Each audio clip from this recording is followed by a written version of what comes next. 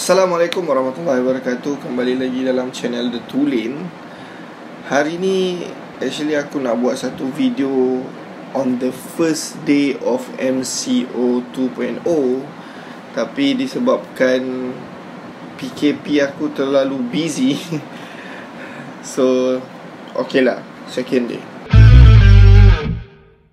Aku rasa semua dah sedia maklum yang ada 6 negeri tengah jalan PKP dan selebihnya PKPB dan PKPP.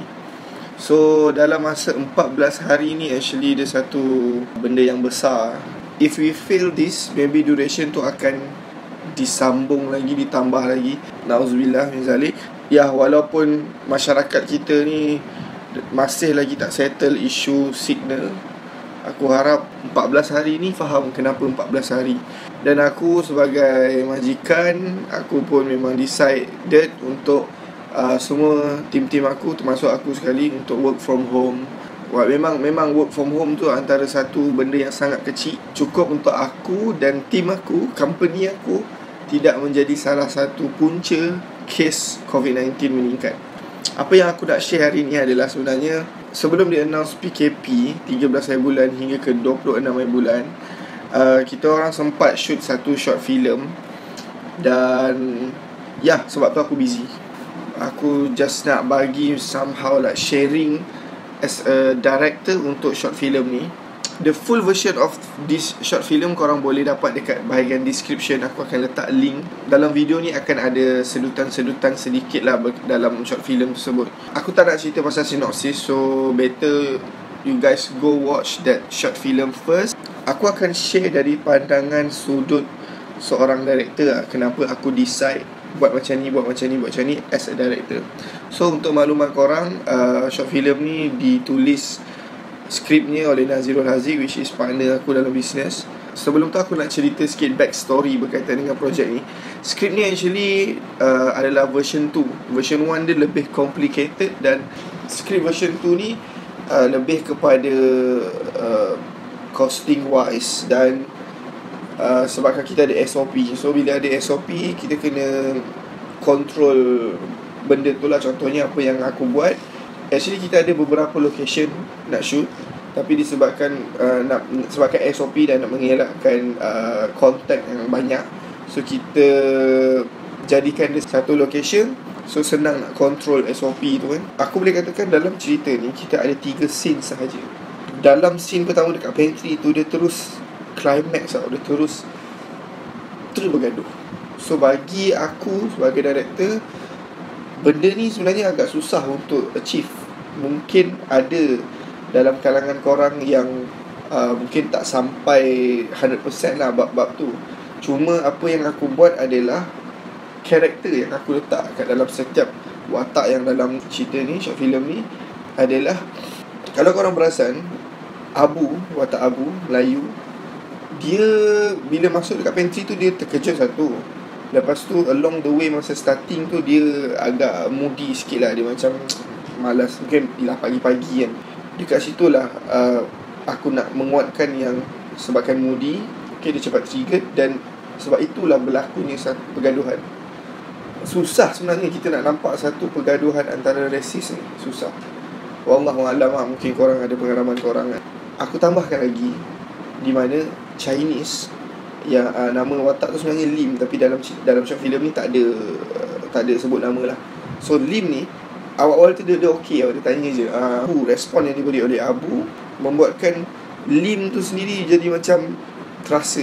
Dia tu sebab tu ada impression muka dekat situ yang disebabkan keadaan yang tegang macam tu, dia tak ada mood apa semua. Jadi yang Lim ni trigger terus. Dialog baik-baik dialog yang telah dilontarkan itu juga adalah baik-baik yang sebenarnya bukan itu yang dimaksudkan, tapi dia saja je macam nak exaggerate benda tu. Kau Miu, kalau tak suka boleh belah. Kau ingat Melayu je ke penduduk Malaysia? Bacalah sejarah. Boleh jadi je boleh belah tu macam kau belah di sini, kau boleh belah lah, something like that. Tak adalah sampai nak spesifik kata kau kena belah daripada Malaysia. Tapi disebabkan situation tu jadi sensitif, Lim pun dia faham yang Apa yang Abu maksudkan adalah keluar daripada Malaysia. Sebab itulah dia balas dialog tu dengan, bacalah sejarah. Korang ni pun pendatang asing. kalau kita go ke scene 2, kat dalam meeting tu sendiri sebenarnya ada sindiran, tapi disebabkan environment tu tiada racist, jadi dia macam okey je. Even dalam tu juga aku meletakkan satu karakter. Bos, kita tambah lagi. Lelaki Cina mabuk. Okey, aku nak kata, ada je orang Melayu mabuk, ada je Indian mabuk. Lepas tu dibalas dengan bos dia, dia kata, Tak payah. Dia kalau tulis Cina ni memang kes mabuk je. scene tu diendingkan dengan satu gelak tawa, tapi tak ada pun berlaku pergaduhan. Betul lah, aku nak comparekan dengan yang tadi tu, yang awal tu dengan yang sekarang, yang dalam meeting. Perbezaan dia adalah mood tu. Bila orang tak ada mood, dia cepat trigger. Itu yang pertama lah. Yang kedua, kalau korang perasan, aku ada guna satu muzik yang agak sedih. Mungkin tak sesuai lah, tapi ni lah yang berlaku, eksperimen yang berlaku. So, aku buat mesti ada reason. So, the reason is, aku sebenarnya nak menggambarkan situation tu sangat sedih. Maksudnya, sepatutnya kita, rakyat Malaysia, tak sewajarnya berlaku situation seperti itu, which is bergaduh antara satu sama lain disebabkan highlight surat khabar yang kau tak tahu isi dia apa lagi. Memang banyak pun berita yang main headline ni kan. Aku bagi contoh, anak kepada Datuk Zahid Hamidi dilantik sebagai antara orang yang tertinggi lah, VIP dalam SME Corp. Tapi media surat khabar dia highlightkan anak Zahid, bukan dia nak highlightkan orang tu, bukan dia nak highlightkan individu tu. Aku sendiri bila baca anak Zahid, so aku jadi kenal orang tu. So membuatkan aku nak membaca apa isi kandungan dia apa kan. Kau bayangkan, contohlah aku tak tahu nama anak dia siapa kan. Contohlah nama anak dia Azizah lah contoh kan. So Azizah pemegang bla bla bla bla SME Corp. Kau pun tak tahu siapa Azizah. Kau pun dah tak tahu siapa, jangan harap nak baca. Macam tu lah lebih kurang. So itu the real one, the reality yang berlaku hari ini. So bayangkan kalau dalam satu syarikat, dalam satu tempat kerja media boleh terkesan dengan tajuk tersebut. Bayangkan dekat luar sana 500% sale naik, berapa orang beli, 80,000 share dekat online artikel. Berapa ramai orang, berapa juta orang rakyat Malaysia yang terkesan dengan tajuk tu. Yang ketiga, aku letakkan karakter ni tidak mengenal bangsa. Contohnya mungkin orang akan cakap macam ni. Biasanya kalau kita bekerja, bos kita Melayu, yang akan banyak mengapu, yang banyak mengipas bos-bos ni adalah orang-orang Melayu. Tapi aku letak benda tu, aku letak sifat tu, karakter tersebut dekat satu watak lain, which is watak Chinese. Atas sebab aku nak melihat, aku nak buat eksperimen, penonton akan boleh relate ke tak boleh relate. Kalau dia tak boleh relate, secara kasarnya korang adalah racist. Kalau korang boleh relate, korang tak racist. So cuba tanya balik diri sendiri macam mana. Sebab macam aku cakap lah, korang memandang satu sifat tu adalah sifat, karakter tu adalah karakter, bangsa adalah bangsa. Dia bukan, kalau mengipas ni memang kena Melayu, kalau pemalas ni mesti kena Melayu, yang selalu datang lambat ni mesti kena Melayu. Kalau korang tak pandang sebegitu, maksudnya sifat tu dia boleh terbuka kepada sesiapa saja. Dia boleh jadi Kadazan, dia boleh jadi Cina, dia boleh jadi India. So korang, kalau korang boleh nampak macam ni, korang bukanlah racist. Yang keempat adalah scene ketiga, di mana berlakunya balas dendam. Aku nak menunjukkan racism ni memang adalah satu toksik tau, satu racun yang hanya akan mewujudkan sifat kebencian antara satu sama lain. Pemandu Kelatan mengutuk. Tak apa. Hak penting rating lo ni. Esok lusa aku cari Vito Semo. Circle ni akan sentiasa rolling tau. So siapa yang ada kuasa, siapa yang ada jawatan, ada kuasa, ada duit, please stop this racism. Dalam Islam sendiri pun memang sangat-sangat menentang, tidak menyokong racism.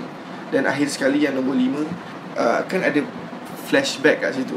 Dan jawapan untuk ataupun confirmation untuk flashback itu, dia dekat bahagian akhir di mana Jahat betul lah tajuk so sebenarnya klien risau akan ada audience yang tak faham dekat situ ada flashback. So klien risau benda tu, jadi terpaksa aku kena letak dekat subtitle lah, flashback, imbas kembali. Dan apa yang klien cadangkan pada aku, tulis sehari sebelum, something like that. So terus terang aku kata aku sangat tak berapa gemar benda tu, sebab dia macam menyuap audience kita tau, menyuap. Dia bukan untuk buatkan orang tu berfikir. So bayangkan kalau lah dia tak faham, contohlah dia tak faham, dia akan ulang balik, kita orang dapat satu lagi views. And at least lah, kalau kau tak faham jugalah itu imbas kembali, korang boleh nampak dekat baju dia, baju tu berbeza. Baju berbeza ni menunjukkan dia adalah satu scene yang lain. Boleh jadi hari yang lain, boleh jadi minggu yang lain, boleh jadi bulan yang lain. Bila aku letak diri aku dekat editor, once aku dah edit apa semua, aku akan back off daripada title editor. Aku back off, aku akan jadi seorang penonton dan aku akan tengok. Aku dah bagi bantuan satu, color grading yang lain, color dia lain sikit. Lepas tu ending dia tu, even dia ada bunyi bila dia tengah pandang bila scene Siva tengah tu, dia ada bunyi. So dia macam flashback lah. Third one, aku siap bagi macam echo. Kan ending scene tu gelap kan. So gelap tu dia ada echo dan dia masuk sikit scene yang termenung tu.